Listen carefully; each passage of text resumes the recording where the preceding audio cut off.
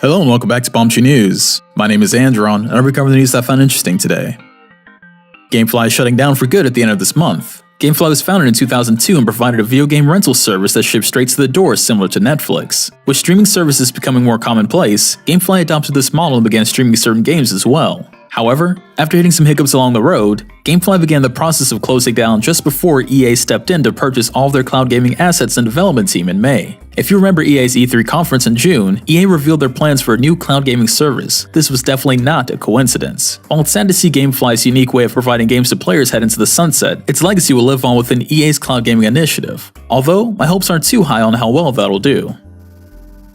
Capcom Europe's chief operating officer has weighed in on the company's view of high-selling games versus high-scoring ones. According to an interview with GameIndustry.biz, Stuart Turner, the COO in question, addressed a very interesting query regarding the commercial success of Resident Evil 7 versus Resident Evil 6.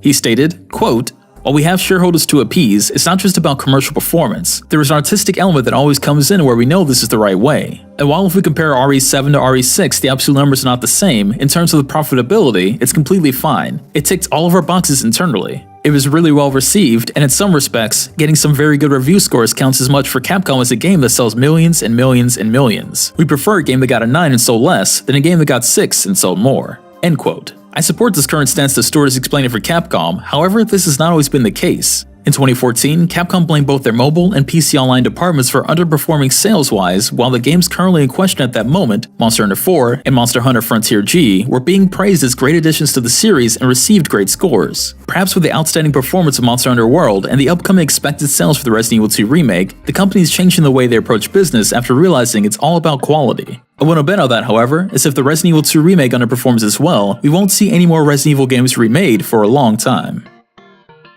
Negan from The Walking Dead is joining the cast of Tekken 7. A trailer showcasing the new additions coming into the Season 2 DLC revealed the return of Anna Williams, fan favorite Lei Wulong, and as a twist, the infamous Negan. While there is no gameplay of his shown just yet, I imagine he'll wield his iconic baseball bat and fight in a way that is sure to be brutal and insane. Tekken has always been known to take its character additions with a tongue-in-cheek attitude, but this event seems almost too surreal. There is currently no release date for Tekken 7 Season 2 DLC, but I don't imagine we'll have to wait too long before Negan takes to the ring.